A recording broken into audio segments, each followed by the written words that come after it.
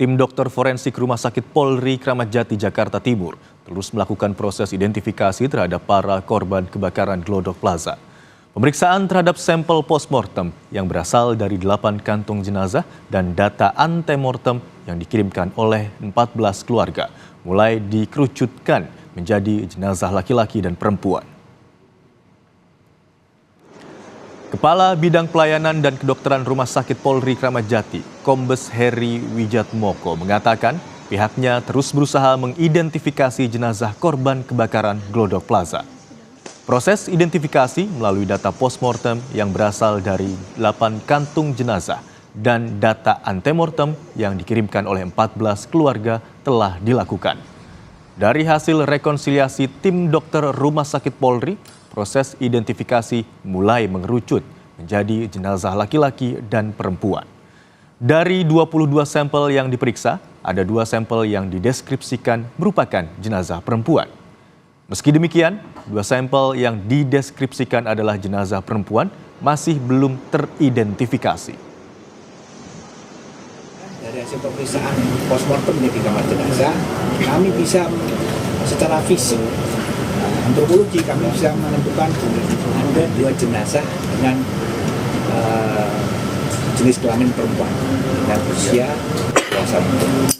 Jadi nanti itu mungkin bisa kita percepat untuk pemeriksaan DNA-nya karena kita sudah tahu jenis kelaminnya dan dia tidak cocokkan dengan yang dari 19.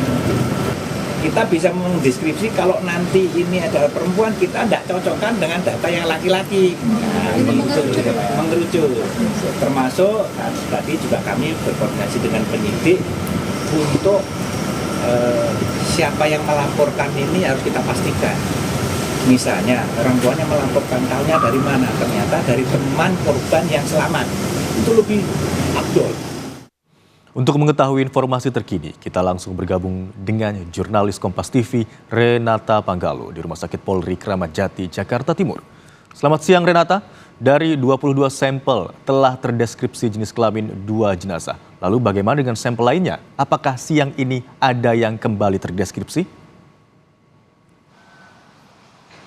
Ya Imron, saat ini kami masih terus menunggu update terkait dengan pemeriksaan DNA karena yang kita ketahui memang Rumah Sakit Polri ini sudah menerima atau mengambil 22 sampel DNA dari 8 kantong jenazah yang memang sudah dievakuasi dari TKP kebakaran Glodok Plaza yang kemudian dibawa langsung ke Rumah Sakit Polri untuk kemudian diidentifikasi. Ini masih terus dalam proses identifikasi dan memang dari 2 sampel tersebut sudah berhasil diidentifikasi bahwa ini ada jenazah berjenis kelamin perempuan, begitu, perempuan dewasa. Namun belum dapat didetilkan lagi identitas lebih detail terkait dengan penemuan ataupun identifikasi yang sudah berhasil dilakukan oleh Rumah Sakit Polri mengenai identifikasi perempuan dewasa tersebut.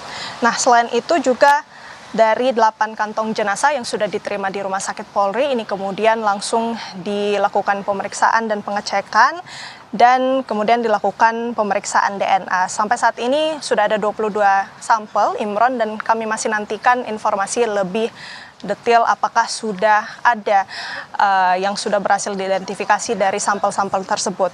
Di sisi lain, juga disampaikan oleh Kabid DVI Rodokpol Pusdokes Mabes Polri Kombes Ahmad Fauzi ini mengungkapkan bahwa 6 korban kebakaran Glodok Plaza ini terindikasi merupakan kru pesawat atau pramugari dan pramugara.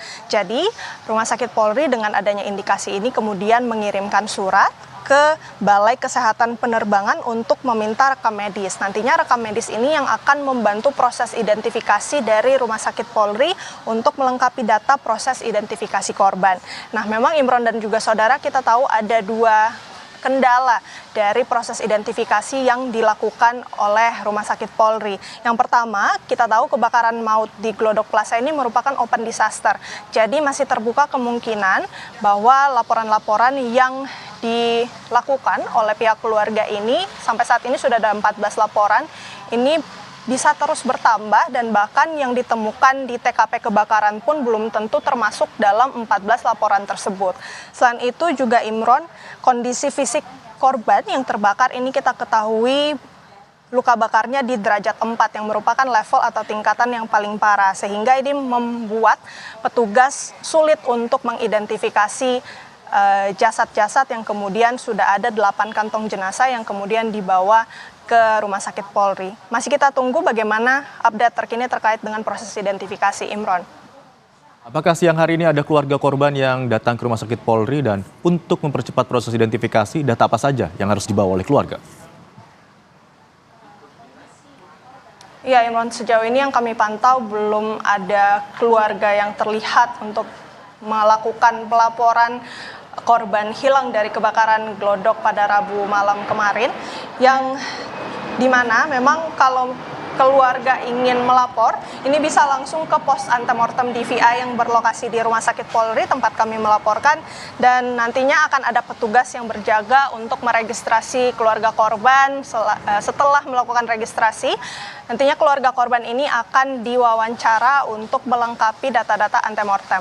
Data-data yang bisa dibawa oleh pihak keluarga ini cukup banyak untuk membantu proses identifikasi tentunya, yaitu foto korban, kemudian juga ciri fisik khas korban, rekaman gigi korban, sidik jari korban, sampel DNA korban, dan beberapa bukti-bukti atau data-data antemortem lain bisa dibawa dan nantinya akan didalami melalui proses wawancara. Sejauh ini sudah ada 14 laporan yang diterima oleh Rumah Sakit Polri. Selain itu, karena sudah ada 14 laporan, yang berarti sudah ada juga sampel-sampel yang telah diterima oleh tim DVI Rumah Sakit Polri untuk membantu proses identifikasi dari korban-korban kebakaran. Masih kita nantikan bagaimana proses identifikasi ini. Sampai saat ini memang belum ada keluarga korban lagi yang datang untuk melaporkan korban hilang dari kebakaran Glodok Plaza. Kembali kepada Anda, Imron. Rumah Sakit Polri Kramat Jati hingga siang hari ini telah menerima 22 sampel DNA dari 8 kantung jenazah. Sementara itu, beberapa data yang bisa dibawa oleh pihak keluarga yang merasa kehilangan anggota keluarganya adalah diantaranya foto korban, kemudian rekam data gigi, sidik jari, dan juga ciri-ciri spesifik korban. Terima kasih atas laporan Anda, jurnalis Kompas TV Renata Panggalo. Selamat bertugas.